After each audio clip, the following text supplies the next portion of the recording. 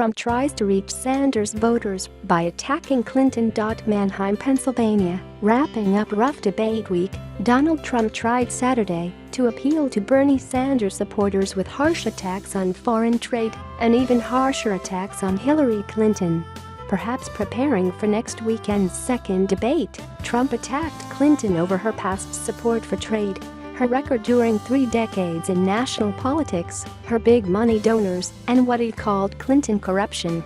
She should be in prison, Trump told supporters at a sports complex near Lancaster, spicing his speech with cracks about Clinton's health and her near fainting a month ago.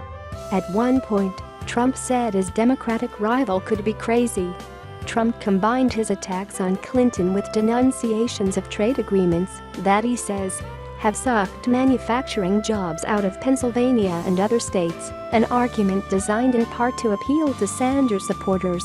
During his Democratic primary battle against Clinton, the Vermont senator also criticized free trade. He was right about one thing, only one thing, and that was trade, said Trump, who also accused Crazy Bernie of betraying his supporters by endorsing Clinton. The New York businessman was more than 100 minutes late to his only political event of the day. Awaiting his appearance, the crowd occasionally booed as the same set of songs looped on the public address system. "Turn it off. Turn it off," the crowd chanted at one point. Like other Republicans throughout the day, Trump played up to Sanders' backers by citing the release of a hacked audio recording in which Clinton could be heard talking about Sanders' supporters.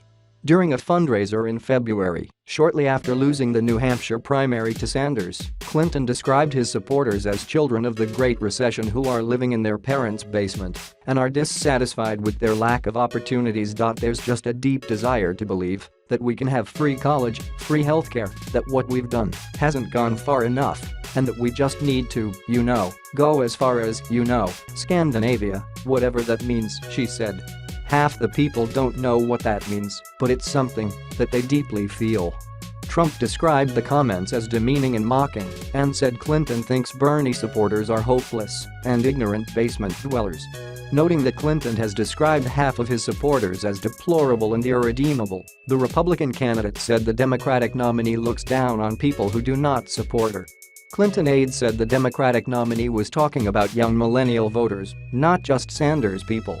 As Hillary Clinton said in those remarks, she wants young people to be idealistic and set big goals, said Clinton spokesman Glenn Kaplan.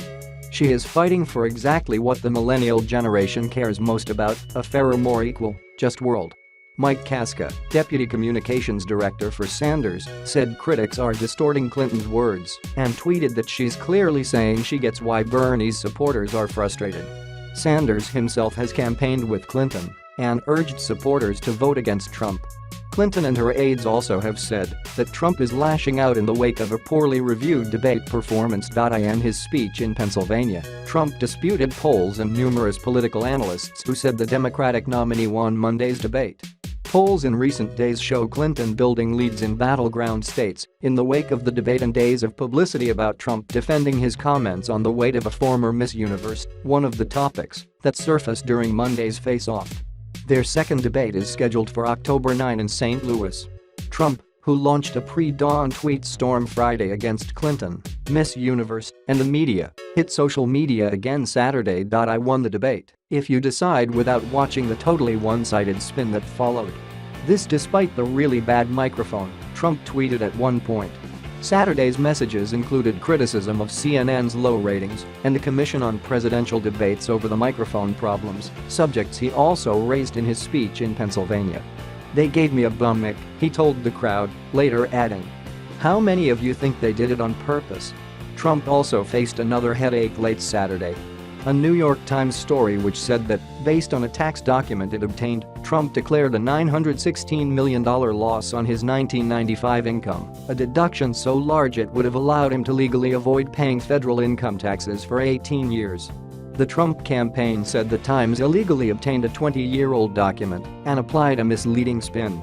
Mr. Trump is a highly skilled businessman who has a fiduciary responsibility to his business, his family and his employees to pay no more tax than legally required, the statement said. That being said, Mr. Trump has paid hundreds of millions of dollars in property taxes, sales and excise taxes, real estate taxes, city taxes, state taxes, employee taxes and federal taxes, along with very substantial charitable contributions.